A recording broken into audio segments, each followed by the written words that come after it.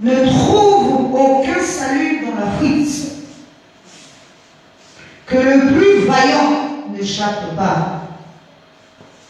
Au septentrion, sous les rives de l'Euphrate, il chancelle, il tend. Alléluia. Je vais relire pour une très bonne compréhension. Que le plus léger ne trouve aucun salut dans la fuite, que le plus vaillant n'échappe pas. Au septentrion, sur les rives de l'Euphrate, il chancelle, il tend. Alléluia. Acclame la parole et Christ.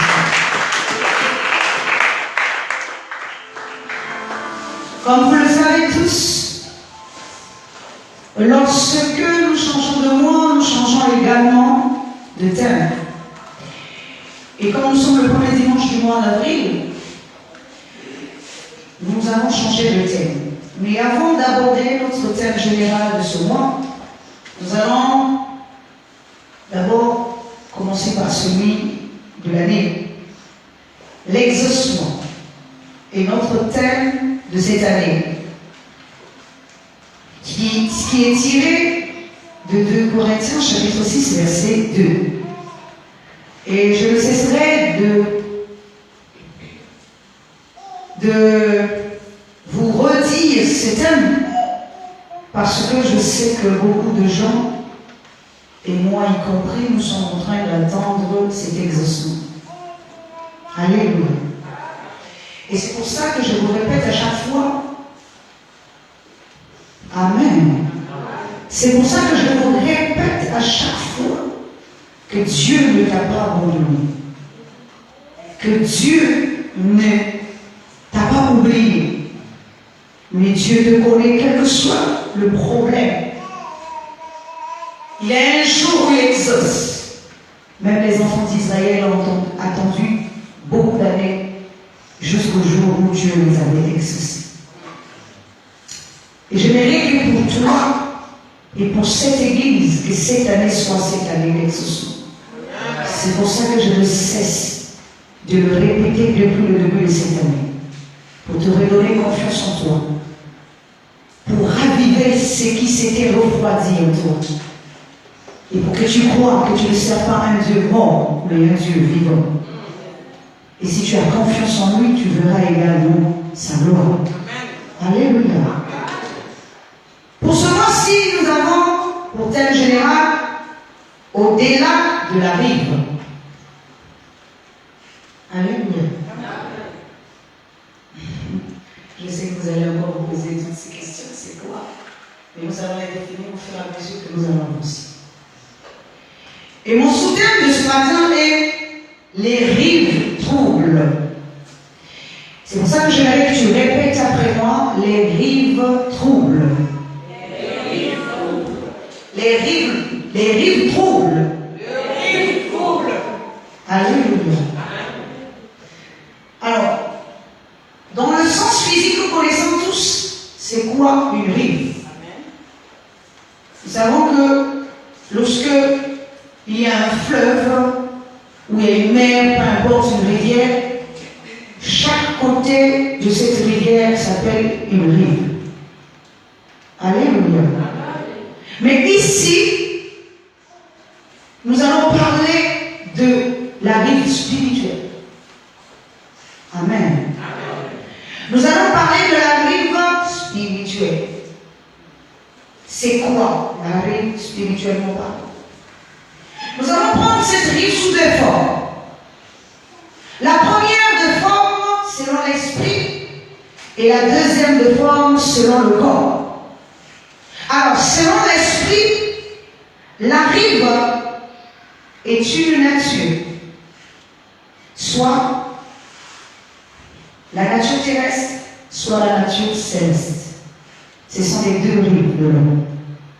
Comme lorsqu'on dit l'homme extérieur et l'homme intérieur. Mais selon le corps, ici nous allons aussi prendre une autre forme. Ce sont des compréhensions. Et nous allons les définir au fur et à mesure que nous allons avancer. C'est pour ça que j'ai voulu que tu sois très attentif. Amen. Parce que si tu ne comprends pas, tu ne peux pas aussi assimiler ce que je suis en train de transmettre. Alléluia. Au-delà de la rive, nous connaissons, j'ai expliqué qu'il y a une rive, et là nous sommes en train de parler au-delà de cette rive. Parce que la rive, c'est ce qui est proche de l'eau, mais au-delà de ça, il y a quoi? Alléluia. Et c'est ce qui est très important pour toi et moi. Parce que si la rive est une nature, selon l'homme, plutôt selon l'esprit, et si la rive est aussi une compréhension selon le corps, c'est qu'une fois que nous avons traversé, nous sommes arrivés de l'autre côté, nous devons aller au-delà de l'endroit où nous sommes arrivés. Alléluia. Parce que nous pouvons traverser, oui, mais lorsque nous arrivons là, nous stationnons au même endroit. Nous n'allons pas au-delà de la rive. Moi, ce que je veux pour toi, c'est que tu ailles au-delà de la rive. Amen. Répète après moi, au-delà de la rive. Parce que l'intérêt n'est pas seulement de traverser la rive, mais l'intérêt est également de continuer. Pourquoi?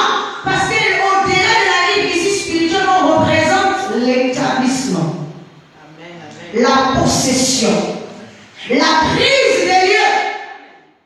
Alléluia.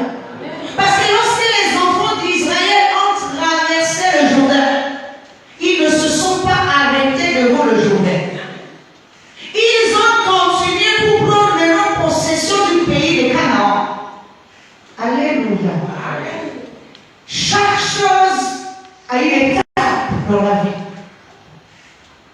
Chaque chose a une étape. Tu vas d'abord fournir des efforts pour quitter la rive actuelle là où tu es, afin de traverser pour aller de l'autre côté de la rive. C'est pour ça que Jésus disait à ses disciples, allons de l'autre côté. Parce que le problème de Jésus n'était pas que ses disciples et lui restent de ce côté-ci de la rive, mais qu'ils aillent de l'autre côté. La partie la plus importante, c'était la partie céleste. Alléluia. Alors, il disait à ses disciples, quittant ce côté-ci de l'homme, de la nature de l'homme terrestre, de tout ce que l'homme terrestre nous vend, de tout ce que l'homme terrestre nous transmet, de la vie que nous voulons avoir, mais c'est une vie éphémère. Et il leur dit, allons de l'autre côté. Parce que de l'autre côté, là-bas, on ne voit plus les choses de la même manière. On ne comprend plus les choses de la même manière. Là, ça devient une compréhension le plus élevée ou la plus élevée. Amen. J'aimerais te poser encore cette question. Où te situes-tu aujourd'hui? Est-ce que vous savez que la traversée aussi peut être dangereux pour toi? C'est ça. Tant que tu n'es pas encore arrivé de l'autre côté, ne t'enorgueillis pas. Amen. Dis Amen. Parce que la parole est claire. La parole dit que Jésus a demandé aux disciples d'aller de l'autre côté. Lui-même, il était resté encore. Amen. Mais pendant la nuit, Jésus a commencé à marcher sur les eaux pour arriver là où ils étaient. Ils n'avaient pas encore traversé. Mais Jésus les a rejoints en marchant sur les eaux. Alléluia. Et lorsque Jésus est arrivé proche d'eux, ils se sont paniqués. Vous savez pourquoi ils se sont paniqués? Parce qu'ils étaient en train de voir avec les yeux de l'homme. Lorsqu'ils ont vu avec les yeux de l'homme, ils ont vu le fantôme. Alléluia. Lorsque nous voyons avec les yeux de l'homme, nous pouvons traiter même ce qui est bon comme si c'est mauvais. Parce que nous voyons avec les yeux de l'homme. Parce que nous sommes sur les eaux qui sont troubles. Parce que nous sommes en panique. Nous pouvons voir le Seigneur en train d'arriver, mais nous le voyons flou. Quand je parle du Seigneur ici, ce n'est pas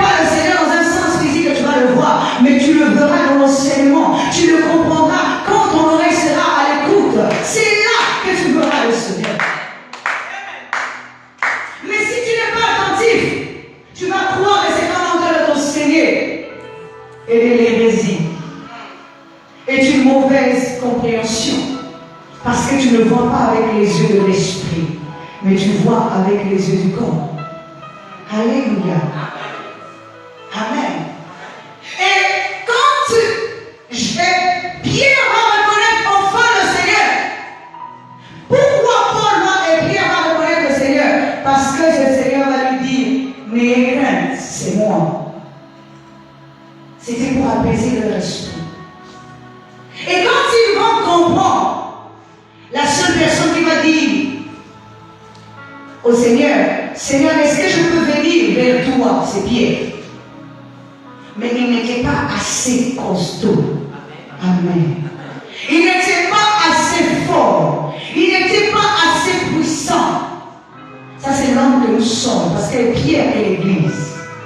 Toi, tu es le temple de Dieu. Quand tu n'es pas assez puissant, tu ne peux pas devenir léger. Donc, ça veut dire que tu ne peux pas devenir un esprit. Seul un esprit peut marcher sur les eaux troubles. Seul un esprit peut marcher sur les eaux troubles. Jésus, lorsqu'il marchait sur les eaux, il ne marchait plus dans le sens physique, mais il marchait maintenant dans le sens spirituel. Toi, tu veux marcher sur les eaux troubles avec la pensée de l'homme terrestre, avec la nature de l'homme terrestre, mais tu ne vas jamais traverser. Alléluia. On traverse que lorsque nous devenons légers.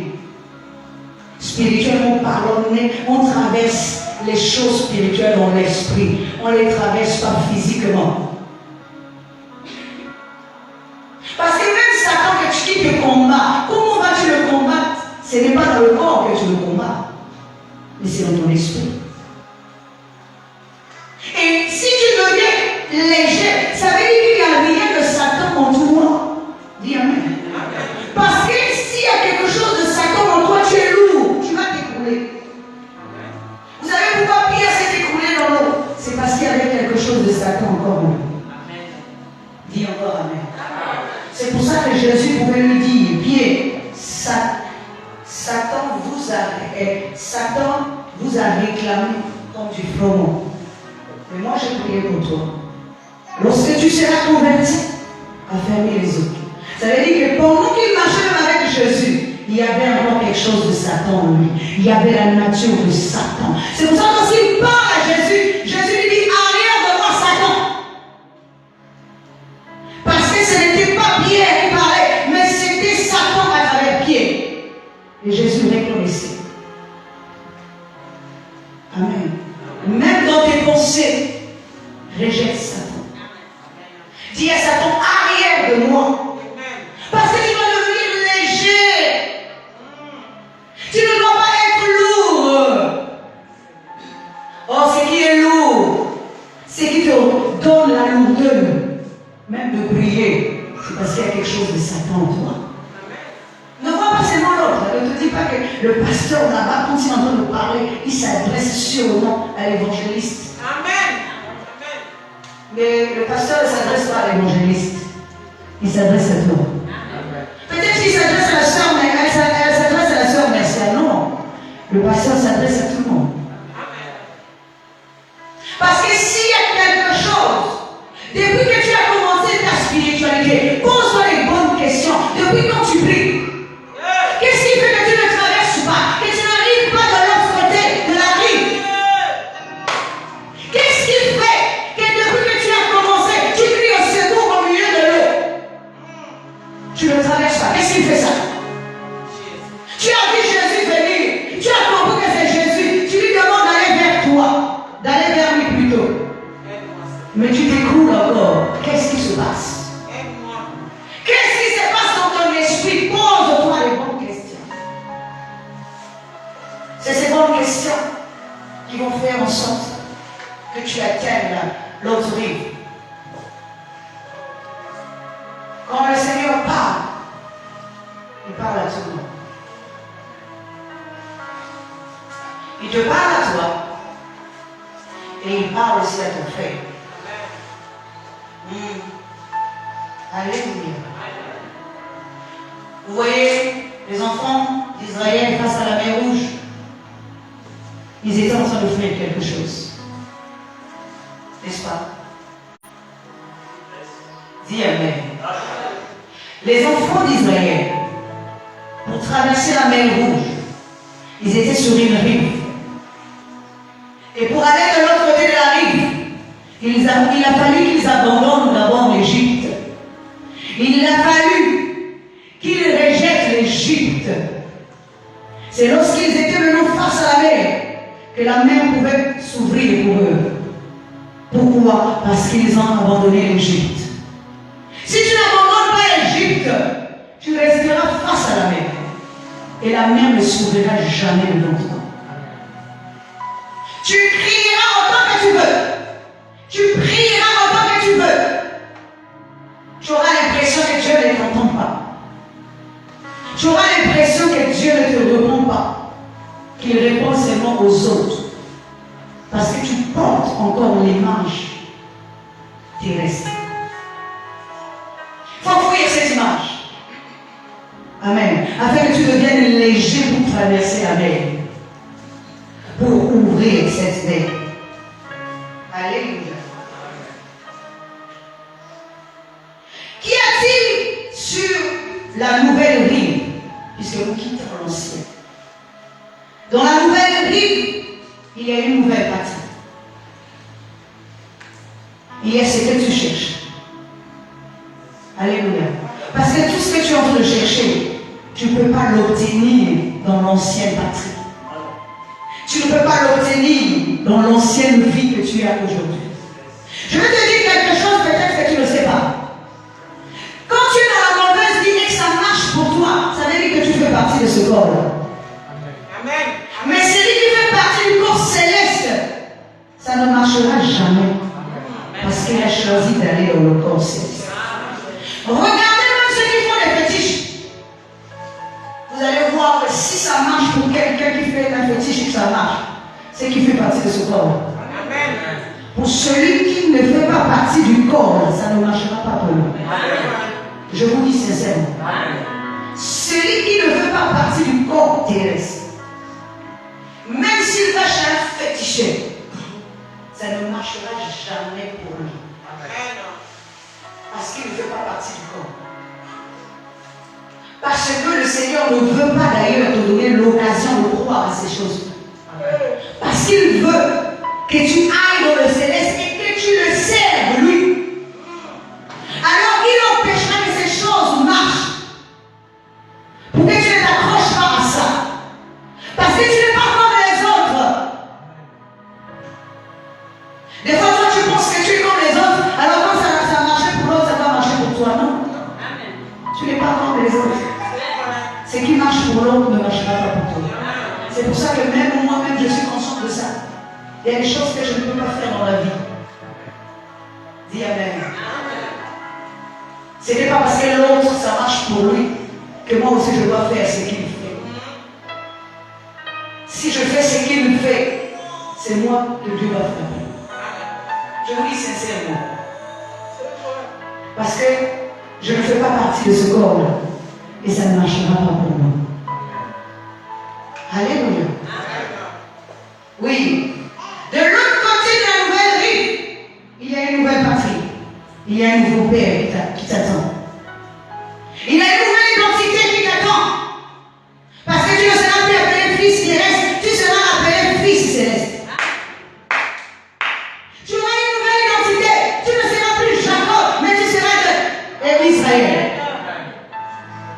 Parce que tu auras abandonné le Père terrestre. Parce que tu auras compris que tu ne fais pas partie de l'homme terrestre. Tu n'es pas appelé à servir l'homme terrestre. Mais tu es appelé à servir le Dieu vivant. Amen. Alléluia. L'ancienne, oui, l'ancienne rive, c'est l'ancienne nature que tu avais, que tu choisis d'abandonner, même si c'est difficile. Parce qu'une personne ne peut pas changer d'elle. C'est avec le temps. Mais la première des choses, c'est de décider de changer. Si tu décides de changer, si tu veux devenir une meilleure version de toi-même, c'est à toi de prendre cette décision. Ce n'est pas moi. Quand tu deviendras cette bonne version de toi, même les gens qui t'ont connu hier vont s'étonner de voir qui tu es devenu. Parce que tu es devenu une meilleure version de toi. N'oublie pas que spirituellement, tu es un héros. Ça veut dire que tu n'es pas stable. Mais Dieu te propose une patrie. Dieu te propose un nouveau foyer, une nouvelle domicile, un nouveau domicile, une nouvelle demeure. Mais pas une demeure terrestre, mais une demeure éternelle. C'est pour ça qu'il parle à ton cœur. C'est pour ça qu'il veut que tu comprennes ces choses. Que tu ne sois plus un vagabond spirituel. Quelqu'un qui est instable. On ne sait pas sur quel pied tu danses. Vous voyez, la Bible nous parle d'un ange qui a un pied sur la terre et un pied sur les eaux. Ça veut dire qu'il n'a pas de choix. Il y a certains esprits qui sont comme ça. Ils sont moitié homme, moitié esprit. Ils ont un pied dans le mal et un pied dans le bien. Spirituellement, on peut dire qu'ils sont des hybrides. Parce que tu n'as pas de nation. Tu dois avoir une nation. Spirituellement parlant, tu dois avoir une nation. Tu ne dois pas être un vagabond spirituel. Tu ne dois pas être comme Caïn qui était devenu un héros et un vagabond. Sans domicile fixe. Quel est ton domicile spirituel? Tu peux avoir 50 000 maisons physiques, mais spirituellement, tu n'as aucun domicile. Parce que tu ne connais pas ta nature véritable. Un coup, tu as le pied par terre, un coup, tu as le pied en haut. Donc, on ne connaît pas. Tu es un vagabond spirituel. Tu es un sans-abri. Nous tous, dans le monde, nous sommes en train de nous battre pour avoir une demeure éternelle. Moi, je ne viens pas vous accompagner ici. Alléluia. Moi, je viens ici pour obtenir la vie éternelle. Et la parole de Dieu nous dit la vie éternelle, c'est connaître Dieu. Parce que beaucoup, vous comprenez que la vie éternelle, c'est quoi? C'est connaître Dieu. C'est la compréhension. Amen. La vie éternelle, c'est connaître Dieu. Si tu ne connais pas Dieu, tu ne peux pas avoir la vie éternelle. Ne pense pas qu'on parle de manière physique. Non, on est en train de te dire, tu dois connaître Dieu. Tu dois aller de l'autre côté de la rive. Tu dois t'installer là-bas. Tu dois prendre possession de ce qui t'appartient. Tu dois te reconnaître comme fils. Tu dois t'établir comme fils. Tu dois prendre possession de la maison. Tu dois prendre possession du pays. Tu dois prendre possession des biens de ton père. Tu ne dois pas être même un vagabond spirituel. Sans maison, sans abri, sans prof, sans enseignant. Alléluia. Tu dois avoir un enseignant. Même lorsque je t'enseigne, je ne suis pas ton enseignant. Ton véritable enseignant est au-dedans de toi. Moi, il emprunte seulement ma bouche pour t'enseigner. Mais il est au-dedans de toi pour t'enseigner. Qui t'enseigne, toi? Et si vous savez que la vie tout entière est une école, la vie que vous voyez là, tant que tu nais, depuis le premier jour que tu es né dans le monde, tu es dans l'école, sous le banc de l'école spirituelle. Ce n'est pas ton corps qui est sur le banc de l'école spirituelle, mais c'est ton esprit que Dieu a envoyé dans le monde pour être formé, façonné, taillé à son image et à sa ressemblance. Mais quand toi on t'enseigne, tu ne peux pas. Ceux qui étaient là le mardi dernier, je leur disais, vous voulez seulement qu'on vous dise les choses qui vous font plaisir. Mais moi je ne te dirai jamais les choses qui vont te faire plaisir. J'avais dit aussi le mardi ici, si c'est une plaie inguérissable que tu as dans ton esprit, cette plaie-là, on va prendre les scalpels, on va enlever la croûte avec force. Et on va soigner ça avec de l'alcool. Et on va penser encore ça. c'est ça qui te fera guérir. Tant qu'on ne soigne pas cette plaie-là, tu ne seras jamais stable dans ta vie. Et tant que tu ne reconnais pas tes erreurs, et que tu penses seulement que c'est l'autre qui est dans l'erreur ou pas, tu ne pourras jamais aussi changer. Qui a pris à Jacob de changer? Pourtant il était bien dans la patrie de son nom, dans la patrie maternelle. Mais à un moment donné, il s'est senti à l'étroit. Il s'est dit non, ce n'est plus ma place ici. Je dois repartir dans ma patrie. Même si là-bas j'ai commis une faute. Mais je sais que je vais demander pardon. Jacob a décidé de quitter la patrie maternelle pour retourner dans la patrie paternelle. Mais son retour n'était pas facile parce qu'il a fallu qu'il combatte d'abord. Et qu'il gagne ce combat. Toi, tu te plains au lieu d'être fort, au lieu d'être fortifié. Regardez ce que Dieu a dit à Josué lorsqu'ils ont traversé le Jourdain pour entrer dans le pays de Canaan. Il lui a dit, prends courage. Alléluia. D'abord, il a dit que ce livre de la loi laisse loin un point de toi. Tu ne peux pas vaincre le diable si tu ne connais pas la parole. Ça, c'est la première des choses. Que ce livre de la loi laisse loin un point de toi. Et il dit, prends courage. Fortifie-toi. C'est ce que je te dis. Tu ne peux pas vaincre les habitants du pays où tu es en train d'aller prendre possession si tu n'as pas d'abord la loi avec toi. Pas la loi terrestre, mais la loi céleste. Amen. Et ensuite, si tu n'as pas le courage, et si tu n'es pas fortifié, Dieu n'a jamais dit à Josué que je vais te fortifier. Il n'a jamais dit que moi je vais t'encourager. Il a dit prends courage, fortifie-toi. À toi-même de te fortifier. Donc même quand tu parles, quand tu es à la maison, fortifie-toi toi-même. N'attends pas que quelqu'un puisse te fortifier. Parce qu'il y en a d'autres qui disent, moi seulement, moi on dirait qu'on ne me regarde pas, moi on dirait que le pasteur, moi on dirait. Non, prends courage et fortifie-toi. Oui. Parce que moi en tant que pasteur, je me parle à moi-même. Vous savez ce que je me dis à moi-même? Je me dis que tu es grand, tu es fort, tu es puissant, tu es un grand esprit. Quel que soit ce que tu traverses, tu dois être fort. Je m'encourage moi-même. Je me fortifie moi-même. Parce que Dieu a dit, fortifie-toi, prends courage. Toi, tu veux seulement que ce soit quelqu'un qui te fortifie pour que tu avances dans la vie. Non. Prends courage et fortifie-toi. Sois fort. Ne t'abandonne pas à la merci de qui que ce soit ou de quoi que ce soit. Alléluia. Acclame le Seigneur.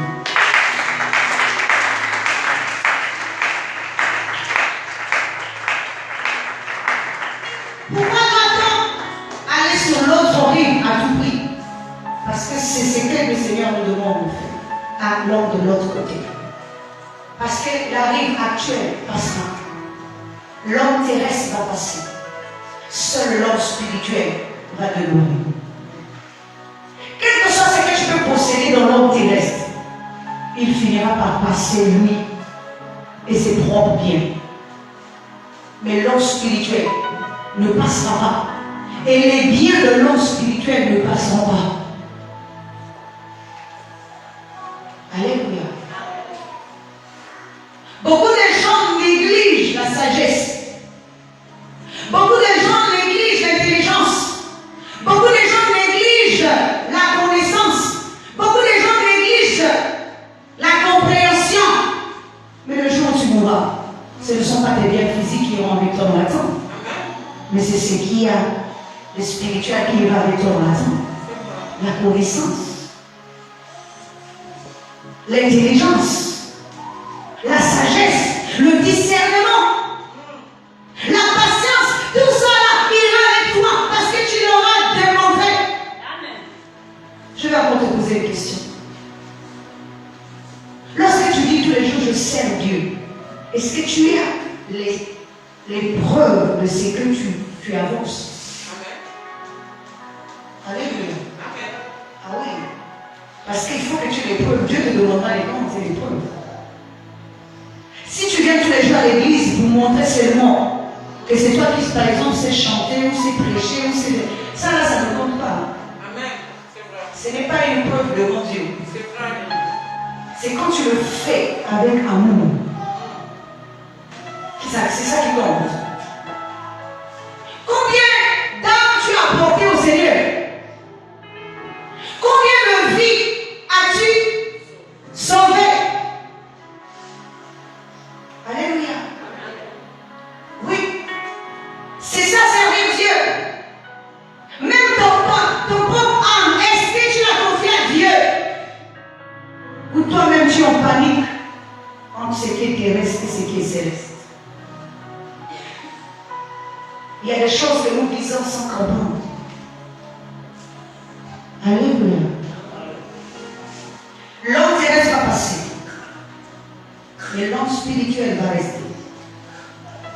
Et c'est celui le plus important. Alors nous allons, tout ce que j'ai dit là, c'est selon l'esprit. Selon l'esprit. Mais nous allons nous poser la bonne question selon le corps. Il y a combien de rives selon le corps? Alléluia. Nous allons voir qu'il y a 4 rives, et 4 branches, ou bien 4 branches du fleuve, mais il y a 8 rives. Plus les premiers, ce qui ferait 10 rives. Ceci, nous allons le lire dans Genèse chapitre 2, du verset 10 au verset 14, pour que vous puissiez comprendre la suite de mon enseignement.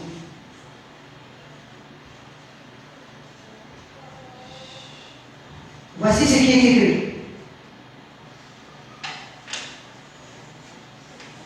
Un fleuve sortait d'Éden pour arroser le jardin. Et de là, il s'est divisé en 4 bras. Le nom du premier est Pisjon. C'est celui qui entoure tout le pays de Havila, où se trouve l'or. L'or de ce pays est pur. On y trouve aussi le blénium et la pierre d'onyx. Le nom du second fleuve est Guillaume. C'est celui qui entoure tout le pays de Cush. Le nom du troisième est Idékel. C'est celui qui coule à l'orient de la Syrie. Le 4e fleuve, c'est l'Euphrate. Alléluia. Alors nous allons comprendre qu'il y a parmi tous les fleuves que nous venons, ou bien les bras de ce fleuve que nous venons de citer. Alléluia. Il y en a un seul qui renferme l'or, le blénium, la pierre d'onyx. C'est ça la dimension la plus élevée. C'est une source avec toute forme de connaissance. Alléluia. Mais ce n'est pas de ça, de cette source qu'on va parler ce matin. Nous allons parler de l'Euphrate. Alléluia. C'est pour ça que nous allons comprendre que chaque bras de ce fleuve a une rive. S'il y a quatre bras, c'est que chaque bras a aussi 2 rives. Et sur les 4, nous nous retrouvons avec 8 rives. Parce que chaque bras a 2 rives. La première et l'autre côté. Mais avant que le fleuve ne se divise en 4 branches, il y a d'abord une partie qui est d'abord un seul fleuve. C'est cette partie qui est la partie spirituelle du fleuve. Alléluia. Et cette partie a aussi 2 rives. C'est de ces 2 rives que j'ai parlé en premier, c'est-à-dire la partie spirituelle. Les 2 natures terrestres et célestes. Mais dans la partie corps, il est représenté par 4 Mais la dernière, c'est l'Euphrate. C'est la dernière dimension qui est représentée aussi par l'homme terrestre. Alléluia. Voici ce que Proverbe 25 nous dit. Les desseins dans le cœur de l'homme sont des eaux profondes, mais l'homme intelligent s'est épuisé. Alléluia. Les desseins dans le cœur de l'homme sont des eaux profondes. Je vous ai dit tout à l'heure, en chacun de nous, nous avons la connaissance. Nous avons une source. Cette source n'est pas seulement dans le moment blanche, non, ou dans le pasteur, non. Cette source est en chacun de nous. Ce sont les eaux profondes. Et il est dit, seul l'homme intelligent peut épuiser. Celui qui manque d'intelligence ne pourra jamais puiser cette eau. Parce qu'on ne parle pas de l'intelligence de l'homme ici. On est en train de parler de l'intelligence spirituelle. Alléluia. On ne parle pas de l'intelligence de l'homme. Mais on parle de l'intelligence spirituelle. Quand tu as une intelligence spirituelle, tu vas puiser dans la profondeur de ton cœur. Dans les eaux qui sont au-dedans de toi. Alléluia. Même moi, quand j'enseigne, j'active seulement ce qui est au-delà de toi. C'est comme une lampe qui est éteinte. Dès qu'on va parler, la lampe va s'allumer. Mais la lampe existe. Il n'y a personne qui peut vous dire, je te répète encore, que ta lampe que tu as là, on peut la voler. Ça, c'est pas vrai. Il n'y a personne qui peut te dire que c'est quelqu'un qui peut te donner cette lampe. Ça, c'est faux. La lampe est à toi. La lampe t'appartient. Mais la lampe est comme une mèche. Soit on peut diminuer la lumière ou on peut augmenter la lumière. Il n'y a aucun pasteur dans le monde qui peut s'enorgueillir de t'avoir construit ce que toi tu as. Alléluia. Oui. C'est parce que tu avais déjà ce que tu as. C'est juste une lampe qu'il faut encore allumer. Lorsque je parle, c'est pour allumer une lampe qui est éteinte. C'est pour raviver un esprit qui est endormi. Mais l'esprit il t'appartient. On ne peut jamais prendre ta lampe. Mais c'est toi, si tu es séduit, qui va éteindre ta propre lampe. Personne ne viendra éteindre ça pour toi. Mais Satan te poussera à éteindre ta propre lampe. Pour que tu sois dans l'obscurité. Et qu'il te manipule encore plus. Alléluia. L'Euphrate est représentée par une connaissance. C'est la connaissance de l'homme. Toute personne qui est dans la droiture, toute personne qui est sanctifiée, toute personne qui vit la sainteté ne peut pas être emprisonnée par l'Euphrate. Alléluia. Parce que il n'y a rien de Satan dans toi. Vous savez, Jésus a dit, il n'y a rien de Satan en moi. Même si les os sont troubles, tu arriveras à sortir de là. Amen. Parce que il ne peut pas te retenir. Est-ce que vous savez que la mort ne retient que ceux qui sont morts? Amen. La mort ne peut pas retenir un vivant. La mort ne peut pas retenir un vivant. La mort retient les morts. Amen. C'est pour ça que Jésus ne pouvait pas rester dans le tombeau. Parce qu'il n'était pas mort, il était vivant. Amen. Donc à un moment donné, la mort est en train de voir quelqu'un est en train d'enseigner. Il dit non, il y a une personne de vivante ici. Donc c'est la mort qui va te dire, sors de chez moi, va-t'en. Ta place n'est pas là. Parce que tu es un esprit éveillé, tu es un esprit vivant. Même la chair ne peut pas te retenir. Le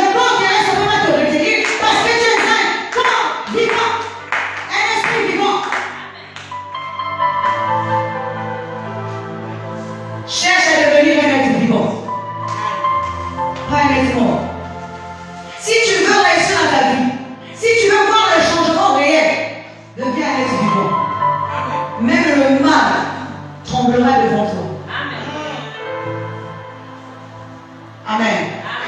Qui a dit à les gens qui a vu Jésus et qui a commencé à trembler que c'était Jésus? Qui lui a dit? N'est-ce pas parce qu'il est esprit et qu'il a vu un autre esprit? Alléluia. Amen. Dis Amen. Amen.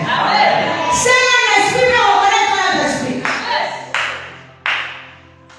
Et quand il regarde un esprit qui est plus élevé que lui, il reconnaît la grâce qui est dans cet esprit. Lui-même est un esprit, il voit un autre esprit plus vaillant, plus puissant que lui. Il dit, celui-là est venu pour me perdre. C'est l'ancien homme qui peut savoir que le nouveau homme vient pour le perdre. Jean-Baptiste dit, je ne suis pas digne de lier la croix de Jésus. Parce qu'il reconnaît ses faiblesses. Il reconnaît son infériorité. Il sait que Jésus est supérieur. Ce n'est pas l'homme terrestre, mais c'est l'homme spirituel. Seul l'homme peut reconnaître que celui-là est l'homme spirituel. C'est pour ça dans la vie, il faut reconnaître les grâces des autres. Tant que tu ne reconnaîtras pas les grâces des autres, on ne reconnaîtra pas aussi ta grâce. Parce que dans la vie, surtout ici au Congo, quand quelqu'un réussit, c'est toujours Satan qui est derrière ça. Mais tant que tu penseras comme ça, un jour toi aussi on pensera comme ça de toi. Ne pense pas cela aux autres. Parce qu'un jour toi aussi, quand Dieu te bénira, on pensera cela de toi. Parce que tu ne vois pas avec les yeux du bien, tu vois avec les yeux du mal. Alléluia. Bénis celui qui est béni. Et Dieu te bénira. Si tu dis que c'est Satan qui l'a béni, Satan aussi ne te bénira jamais. Mais Dieu aussi ne te bénira pas. Parce que tu sais pourquoi Satan ne te bénit pas? Parce qu'il sait que tu ne lui appartiens pas. Et Dieu aussi ne peut pas te bénir parce que tu es en train d'élever Satan. Maintenant, il va te bénir. Alléluia. Parce que Satan reconnaît en toi qu'il y a quelque chose de Dieu. Donc il dit que tu ne lui appartiens pas. Il ne peut pas te bénir. Mais Dieu aussi se dit, mais comme tu es en train d'élever Satan, lui aussi ne va pas te bénir. Maintenant, qui va te bénir? Attention, ce que nous disons, ça se retourne contre nous-mêmes. C'est la connaissance des phrases, les autres. Alléluia. Si tu n'es pas dans la voiture, si tu ne deviens pas spirituel, le mal te retiendra captif. Quel que soit ce que tu vas faire et les efforts que tu fourniras, tu auras l'impression d'avoir fait 2 pas et de faire 3 pas en arrière. Alléluia. Voici ce qui est écrit dans le passage que nous avons lu au commencement. Que le plus léger, c'est-à-dire l'esprit, parce que seul l'esprit est léger, le corps n'est pas léger. Que le plus léger ne trouve point de salut, c'est-à-dire de délivrance. Si tu es dans le mal, alléluia, tu n'auras jamais de délivrance. Je te dis encore, si tu es dans le mal, il n'y aura jamais de délivrance pour toi. Alors c'est pour ça que tu vas combattre le bon combat. Parce que tu combats pas seulement pour toi, tu combats aussi pour ta famille. Tu combats aussi pour ta postérité. Tu combats également pour ton entourage. C'est pour ça que tu vas être 10 000 fois plus fort que ce que tu es aujourd'hui. Vous croyez que lorsqu'on dit Saoul a tué 1000 hommes et David 10 000, vous croyez que c'est de manière physique? Alléluia. Qui est-il là-bas pour compter? Donc vous voulez me dire qu'à chaque fois que Saoul tuait quelqu'un, il y avait des gens qui comptaient 1, 2, 3, 4. Et ils ont compté 1000 hommes pour Saoul et ils ont compté 10 000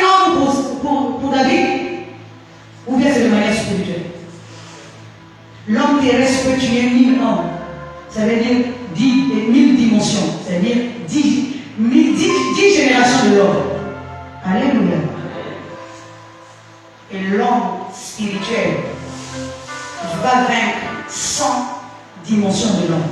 Parce qu'il a la capacité. Alléluia. Il a la capacité de 100%. Alléluia.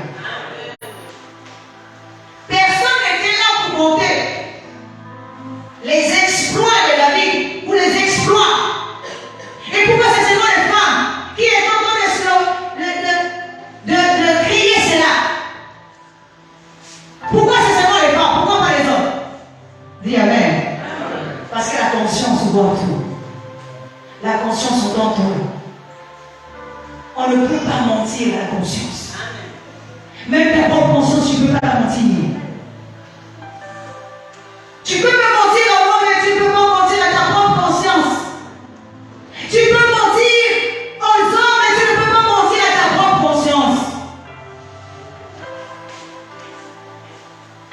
Donc, elle compte les exploits. Et quand tu fais aussi les efforts, la conscience connaît aussi que tu as fourni les efforts. Les nombres des étapes que tu as franchies dans ta vie. La conscience peut témoigner. Alléluia. Parce que le jour où tu seras devant Dieu, on ne demandera pas à ton corps, mais on demandera ta conscience. Et citer tous les exploits que tu as faits. Les combats que tu as menés. Pas les combats physiques, mais les combats spirituels. Est-ce que tu as été vainqueur ou tu as été vaincu? Qui combat pour toi? C'est toi-même. Alléluia. Acclame le Seigneur très très fort.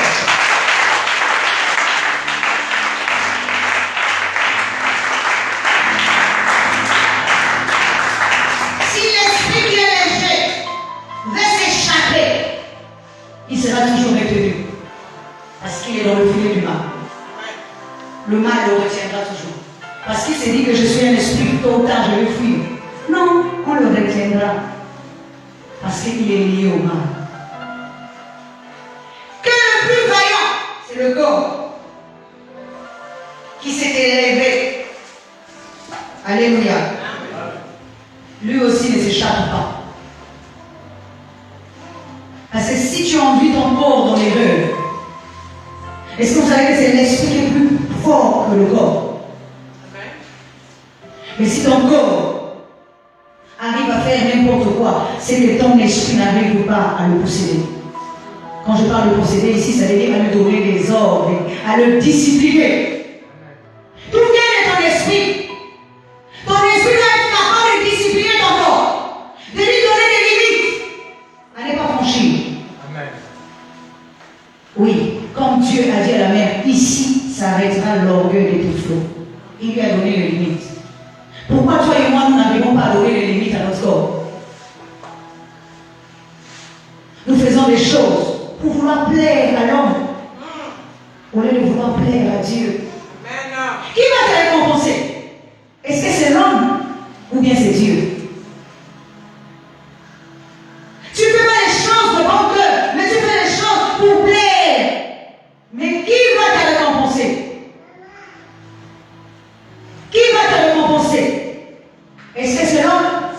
Même à moi, si tu fais des choses pour me plaire à moi, je ne pourrai jamais te récompenser. J'aimerais bien que tu le comprennes. C'est pas moi qui vais te récompenser. Amen. Mais c'est Dieu qui va te récompenser. Parce qu'un homme peut te donner même 20 millions comme ça. Mais si Dieu a dit, les 20 millions vont passer, ça va passer. Parce que ce n'est pas l'homme là qui va te bénir. Mais si Dieu a dit qu'il va te bénir, même avec 10 000, il te bénira. Parce que c'est Dieu qui bénit. Parce que tu as fait confiance à Dieu et non à un homme. Et Dieu te bénit. Mais si tu fais confiance à l'homme, Dieu aussi te regarde parce qu'il se dit que tu n'as pas encore compris. Alléluia. Laisse Dieu te donner la forme qu'il attend de toi.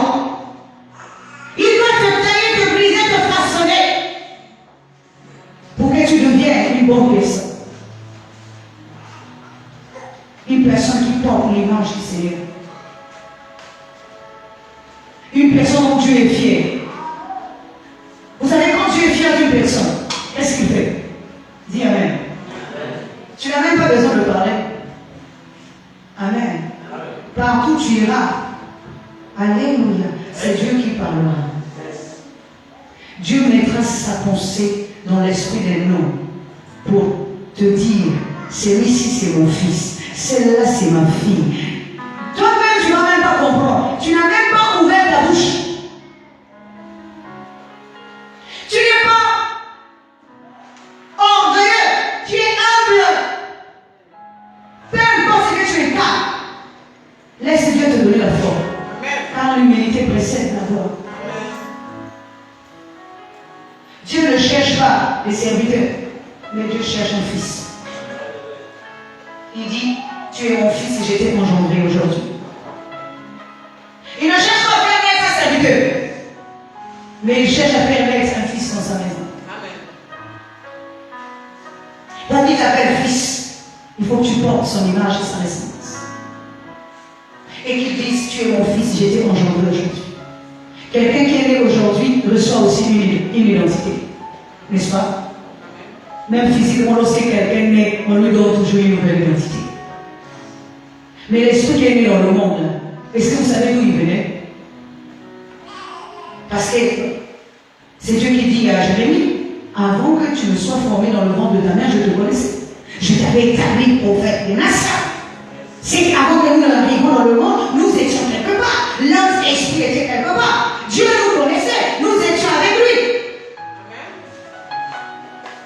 Il ne te trompe pas. Tout ce qui t'arrive dans la vie, c'est Dieu qui permet. Que ce soit dans le bon comme dans le mauvais. Quand c'est mauvais, bénis Dieu aussi. Dis Seigneur, je te bénis parce que je traverse une mauvaise période. Quand c'est bon aussi, bénis Dieu, tu dis Seigneur, je te bénis parce que tu es en train de me bénir. Mais n'accuse personne. N'indexe personne parce que ça se retournera quand tu sois tôt ou tard. Ne fais pas à l'autre ce que tu ne veux pas qu'on te fasse. Amen. Regardez même dans nos familles africaines. Ceux qui ont accusé les autres de sorciers ont fini par être accusés aussi de sorciers. Ah oui, c'est comme ça, c'est la loi. Tu accuses quelqu'un de sorcier, tôt ou tard on t'accusera aussi de sorcier. Alors faut faire attention. Parce que c'est une loi de répétition. C'est la loi de Taillon, on appelle ça œil pour œil, dent pour dent. Tu as choisi cette loi, elle va se reproduire. Mais si tu choisis la loi de l'amour, l'amour que tu donnes, l'amour aussi te sera rendu. Si tu donnes l'amour, l'amour aussi te sera rendu. Si tu donnes le mal aussi te sera rendu. Ça s'appelle la loi du taillon, œil pour œil, dent pour dent. Mais l'amour est vivant et véritable. C'est une nouvelle loi. Le plus voyant, c'est le corps. Il ne peut pas aussi échapper s'il est dans le mal. Parce qu'il sera vaincu par le mal. Il restera dans le mal. Il ne peut pas affranchir l'homme nouveau. Est-ce que vous savez que l'homme nouveau se renouvelle dans la connaissance de Dieu? Mais est-ce que vous avez la connaissance pour être renouvelé? Est-ce que vous acceptez la connaissance pour être renouvelé? Tu ne peux pas être renouvelé si tu n'as pas la connaissance. L'homme nouveau se renouvelle dans la connaissance de Dieu. Accepte la connaissance afin que tu sois renouvelé. Ne viens pas me dire ici, mais qu'est-ce que le pasteur est en train de prêcher? Mais on prêche à ton esprit, dispose ton esprit pour écouter. Quand tu n'écoutes pas, tu ne comprends pas, quand tu vas sortir, tu vas dévorer tout ce qu'on est en train de te prêcher. Parce que tu n'as pas capté. Alléluia. Oui. L'Éphrate est une honte trouble qui ne te fait pas cadeau. C'est la parole que nous avons lue qui a dit ça. Il dit, la parole dit, au septentrion, sous les rives d'Éphrate, ils chancellent, ils tombent. S'ils chancellent, s'ils sont dans le trouble, tomber, c'est que les eaux là ne sont pas paisibles. Ce sont les eaux troubles. Alléluia. Tu ne peux que chanceler quand ça devient un torrent. Vous savez un torrent? Dis Amen. Mais je vais te dire encore quelque chose. David est rentré dans le torrent. David est sorti de là-bas intact. Dis Amen. Parce que le torrent ne pouvait pas le retenir. Le torrent retient ceux qui sont à lui. Mais David est rentré là-bas. Il était non seulement léger, mais il était aussi vaillant. Quand il est rentré, il est ressorti là-bas avec la pierre angulaire. Quand il sort avec la pierre angulaire, il peut faire un exploit avec cette pierre. Parce que cette pierre n'est pas une pierre physique, mais cette pierre, c'est le corps spirituel. Cette pierre, c'est Jésus-Christ. Il est rentré dans le torrent. Il est ressorti du torrent avec la pierre vivante, avec la pierre de l'angle, avec la pierre éternelle. C'est cette pierre qui peut faire tomber Goliath. David ne s'est pas dit, je vais aller chercher la pierre dans la facilité. Non. Est-ce que David est parti dans une source? La source est là où c'est paisible. Parce que beaucoup d'entre vous, vous n'aimez pas quand il y a des tumultes. Il y en a qui quittent l'église ici, pourquoi? Oh là-bas, il y a trop de ceci, il y a trop de cela. Mais c'est les eaux troubles. Alléluia. C'est les eaux troubles. C'est le torrent. Tu es au milieu du torrent. Tu dois sortir du torrent vainqueur. Tu ne peux pas avoir peur. Tu ne peux pas douter de tes capacités. Tu ne fuis pas parce que ça devient trouble. Parce que tu sais que c'est dans le trouble ici que tu vas sortir le meilleur de toi-même. C'est dans le trouble que tu sortiras la pierre angulaire. Comment tu vas vaincre Satan si tu n'as pas la pierre? Mais est-ce que vous savez que David ne savait que la pierre se trouvait dans le torrent? Le torrent ici, ce sont les eaux qui sont troubles. Vous voyez? Ce n'est pas la source, mais c'est les eaux troubles. Mais il est dit qu'il est parti au torrent et il a pris une pierre. Il a pris 5 pierres, mais il n'a pas utilisé toutes les 5 pierres. Ça veut dire les 5 corps spirituels. Une seule a suffi pour faire tomber Goliath. Alléluia. Les 5 pierres représentent les 5 dimensions de l'homme spirituel. Quand il sort de là, il utilise juste un seul corps. C'est-à-dire le corps de gloire, le corps éternel, le corps spirituel, le corps du bien, le corps de la lumière, le corps de la vérité. Et quand le corps est en place, Goliath tombe. La vérité tue le mensonge. La lumière tue les ténèbres. Alléluia. Même Daniel dans la fosse au lion, il écarte la vérité. C'est pour ça que le mensonge ne peut pas l'éteindre. Tous les autres lions qui étaient là, alléluia, étaient des menteurs. Parce que le lion de la tribu de Juda, c'est lui le véritable. Ça qui veut dire que Daniel dans la fosse au lion incarnait Jésus. Quand il rentre dans la fosse au lion, il est le roi de la tribu de Juda. Donc les autres lions, il est le lion de la tribu de Juda. Les autres petits lions là ne peuvent pas dévorer la vérité, ne peuvent pas dévorer la lumière, ne peuvent pas dévorer ce qui est vrai. Ils ne peuvent pas. Il est comme le lion de la tribu de Juda. Il est comme le roi de rois. Et dans la fosse au lion, tous les lions ferment leur gueule. C'est ça le véritable enseignement.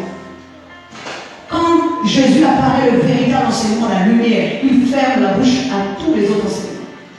Ces petits enseignements. Il est avec eux dans la force, mais ils n'arrivent pas à le vaincre. Ils ne fuient pas le combat. Est-ce que vous avez vu Daniel reculer? Parce qu'on lui a dit, on va te mettre dans la fosse. Il savait qu'il allait fermer la gueule à tout le monde. Alléluia. Reste dans la vérité. Ne fuis pas. C'est pas en fuyant que tu vas troubler. Parce que là, si tu es dans le mal, même si tu veux fuir, le mal te retiendra toujours. Mais si tu es dans la vérité, même dans la fosse au lion, Dieu va fermer la gueule à tous les lions. Même dans le séjour de mort va te laisser sortir. Même dans les eaux troubles, tu arriveras à sortir avec le corps spirituel parce que tu étais dans les eaux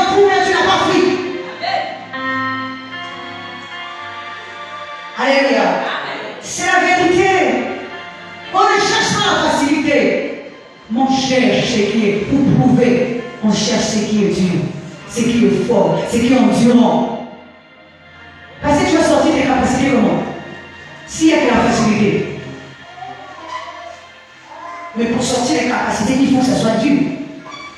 Comment pourrais-tu faire naître Israël si tu ne combats pas avec Dieu? Jacob a combattu avec Dieu pour faire naître Israël. Mais s'il n'avait pas combattu, est-ce qu'il aurait compris qu'il avait quelque chose d'important en lui? Qu'il avait Israël en lui? Il n'a pas fui le combat.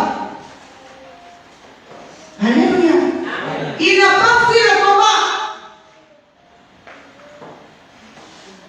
Je dis à quelqu'un, tu es un vaillant guerrier. Amen. Je dis encore, tu es un vaillant guerrier. Amen. Mais tu ne dois pas fuir ton combat. Amen. Tu dois affronter tous tes combats de la vie. Amen. Pour pouvoir sortir vainqueur. Tu ne recules pas. L'ennemi ne peut pas venir te terrasser dans ta propre maison. L'ennemi ne peut pas venir te terrasser dans ta propre vie. Quand tu te lèves le matin, dis-lui, tu t'es trompé d'endroit et de personne. Tu t'es trompé de personne. Moi, tu ne m'auras pas, tu ne m'utiliseras pas, tu ne me manipuleras pas, tu ne me détruiras pas. Je serai vainqueur, je me lèverai, je marcherai tes côtes. Alléluia. Parce que tu as une grande capacité. Fais naître ta capacité. Que fais-tu pour Dieu? Ce matin, pose-toi encore la question. Je viens à l'église tous les jours. Est-ce que tu fais quoi pour Dieu? Est-ce que venir s'asseoir sur un banc va t'apporter quelque chose? Que fais-tu pour Dieu? Dieu te posera cette question tôt ou tard. Qu'est-ce que tu as fait pour moi? Qu'est-ce que tu fais pour Dieu? C'est la bonne question. Qu'est-ce que je fais pour Dieu? Je dois servir Dieu. Il y a plusieurs domaines pour servir Dieu. Dans ma propre vie, je sers Dieu. Dans l'église, je sers Dieu. Et il y a mille façons de servir Dieu. Mais toi, que fais-tu? Alléluia. Amen. Quelles sont tes preuves? Les preuves que tu peux apporter dans ton service, qui doivent être réelles, qui doivent être vraies, qui doivent être incontestées. Alléluia. Est-ce que tu sers Dieu avec intérêt ou tu sers Dieu par amour? Parce que tout ce que tu fais avec intérêt, ce n'est pas compté. Mais ce que tu fais avec amour, c'est ça qui est compté. Alléluia. Que fais-tu pour faire réagir Dieu assis sur son trône? Qu'est-ce que tu fais? Tu lui poses des problèmes tous les jours. Tous les jours, tu lui poses des problèmes. Et toi, qu'est-ce que tu fais pour lui? Qu'est-ce que tu fais pour Dieu? Pose-toi les bonnes questions. Qu'est-ce que j'ai fait pour Dieu? Mais tous les jours, je prie. Dieu, moi comme ça. Dieu, moi ceci. Dieu. Tu penses que Dieu ne te voit pas? Mais tu attends d'avoir quelque chose de toi. Qu'est-ce que tu fais pour lui? Pour le faire réagir. Et comment tu le fais? Est-ce que tu lui as prouvé ta fidélité? Est-ce que tu lui as prouvé ton obéissance? Est-ce que tu lui as prouvé ton amour? Est-ce que tu lui as prouvé ton obéissance, ta fidélité, ton amour, ton engouement? Est-ce que tu lui as prouvé tout ça pour qu'il note que tu l'as fait réagir sur son trône? Il va juste te bénir. Et toi, en retour, tu n'as rien à lui donner. Alléluia. Amen. Est-ce que vous savez que même la relation avec Dieu, c'est une alliance? C'est pas ça. Ou même l'alliance, c'est donnant. C'est vrai. Attends, même physiquement, si je me marie, donc je ne vais rien apporter à mon mari. Mais il faut bien que j'apporte quelque chose à mon mari, que lui aussi m'apporte quelque chose. Amen. Pourquoi on parle de l'alliance? Pourquoi on parle de l'amour? Pourquoi on parle de l'union? Pourquoi on parle de tout ça? Il faut qu'il y ait des preuves de l'amour. Je me rappelle qu'un chanteur congolais de Kinshasa qui avait dit pas d'amour, mais il y a des preuves d'amour. Les preuves d'amour sont là. Alléluia. Quelles sont les preuves d'amour que tu as envers ton époux, ton Dieu, ton Seigneur, ton Maître? Les preuves d'amour.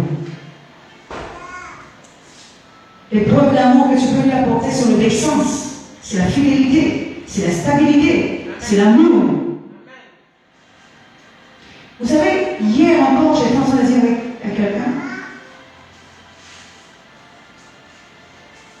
Hier soir, je discutais avec quelqu'un qui me parlait de quelque chose.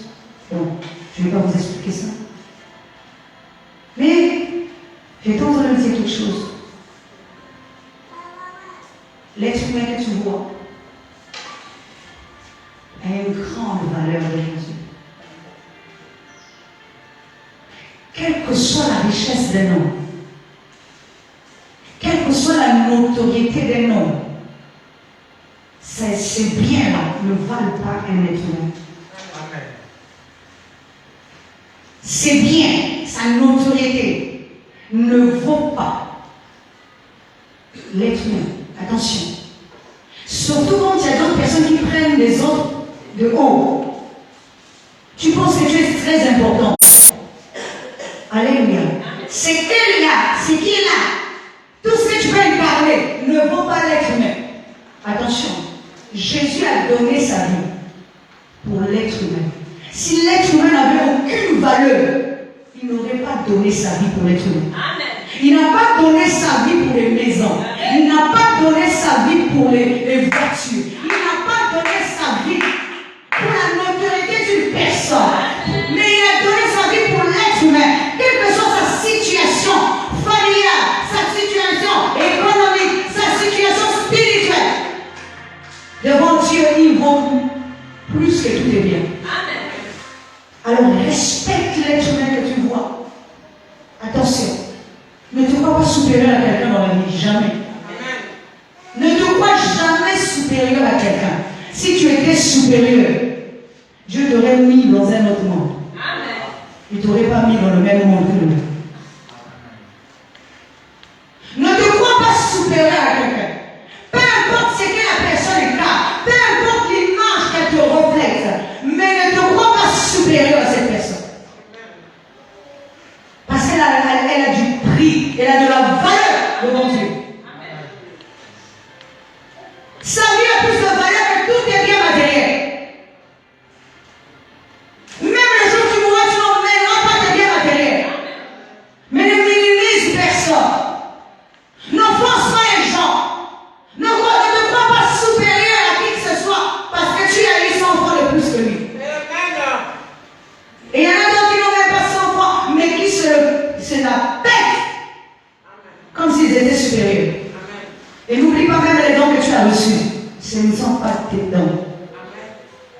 Tu ne peux pas te croire supérieur à quelqu'un parce que tu chantes bien, parce que tu parles bien, parce que tu as ceci. Attends, détrompe-toi. Un être humain vaut plus que tous les talents que tu as. Un être humain vaut plus que tous les biens, ton intelligence que tu peux avoir. Attention, ne minimise pas les gens. Ne te crois pas supérieur. Parce que quand tu minimises quelqu'un, tu ne sais pas. C'est même ce qui deviendra demain. Même celui qui est dans le mal aujourd'hui, tu ne peux pas savoir que Dieu peut le récupérer demain. Et faire de lui un bon instrument qui sera même plus que toi. Parce que ce que tu as là, on peut commencer à te donner à lui. Puisque tu l'as minimisé, Dieu va te dire tu n'as rien compris. Je prends ce que tu avais là, je lui donne maintenant, il devient meilleur que toi.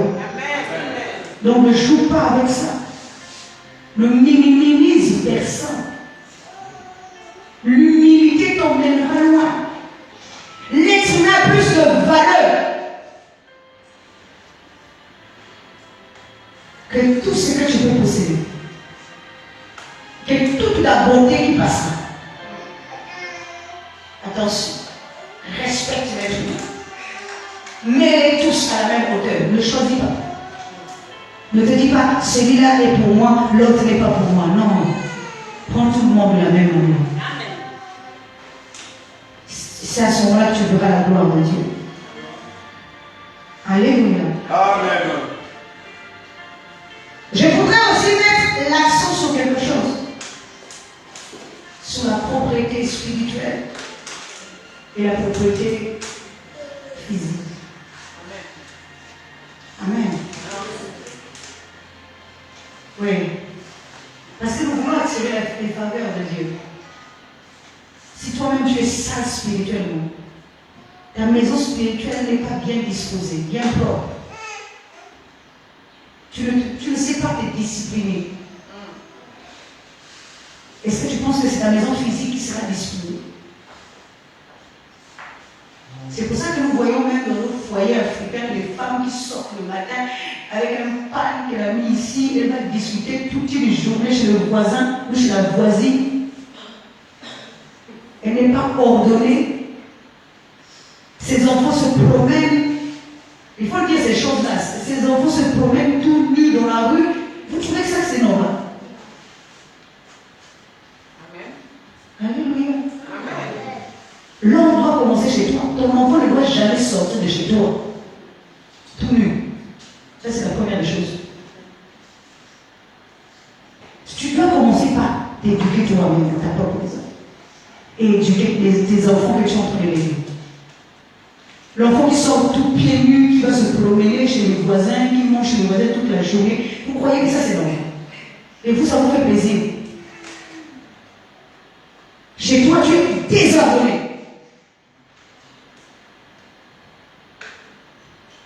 Ça ne suffit pas seulement de se parfumer, de devenir propre à l'église. Mais il faut aussi que quand on rentre chez toi, on sente la bonne odeur. Même dans le physique, je ne parle pas d'abord de la mauvaise odeur physique et spirituelle. Mais même dans le physique, range ta maison. Parce que tu es le reflet de ce que tu as à l'intérieur. Si intérieurement extérieurement tu reflètes ça, c'est qu'à l'intérieur c'est pire. C'est que tes portes spirituelles sont ouvertes. C'est qu'il y a la saleté dans ta maison. Est-ce que vous savez, je dis encore, être propre, ça ne veut pas dire, on parle pas le vêtement ici. Tu peux avoir 2 pantalons et être propre tous les jours. Ça, c'est vrai. Tu te laves, tu te parfumes. Il ne suffit pas de montrer sa pauvreté. Je vous ai souvent dit ça ici.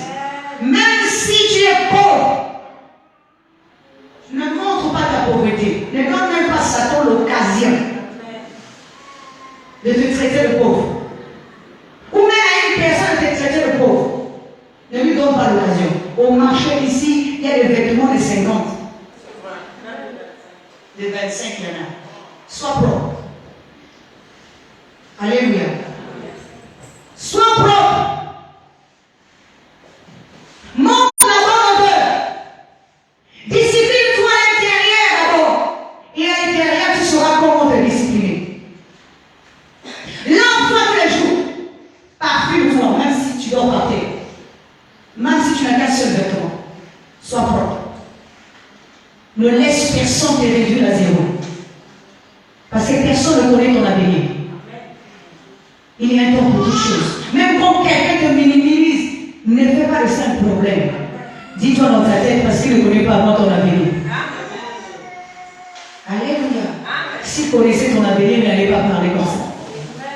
C'est qu'il ne connaît pas aussi la valeur de l'être humain. Donc ne l'en veux pas. Parce qu'il ne connaît pas ou il ne comprend pas ce que tu es en train de comprendre. Il se limite à ce qu'il voit. Il se limite à ce qu'il entend. Mais ne connaît pas l'avenir de quelqu'un. Ne minimise personne, même s'il est pauvre aujourd'hui.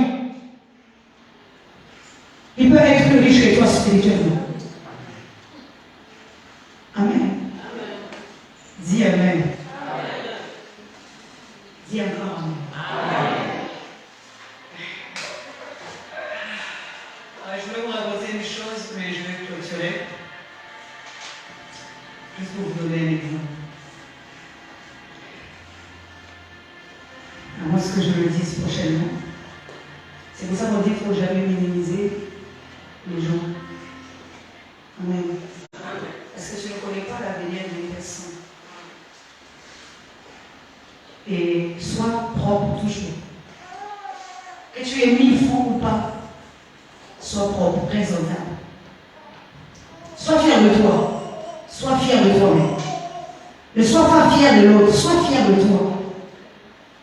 Quel que soit ce que tu incarnes aujourd'hui, sois fier de toi. Sois fier de toi. Parce que tu ne dépends pas d'une personne, mais tu dépends de Dieu. Et tu vas être fier de toi. Amen. Ne parle pas avec orgueil, mais parle avec assurance. Parce que tu sais qui tu es. Parce que tu es vivant et tu vis. Tu n'es pas encore mort. C'est les morts qui n'ont plus rien. C'est les morts qui n'ont plus rien à voir avec l'avenir. Mais toi, tu es en vie, donc tu as encore quelque chose à voir avec l'avenir. Alléluia. Amen. Alors, acclame le Seigneur.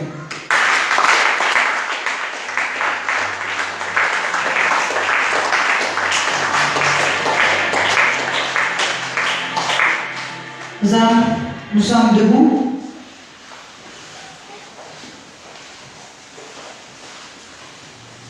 Je vais demander à toute personne qui a été touchée par cette parole de s'approcher. Je vais prier pour elle.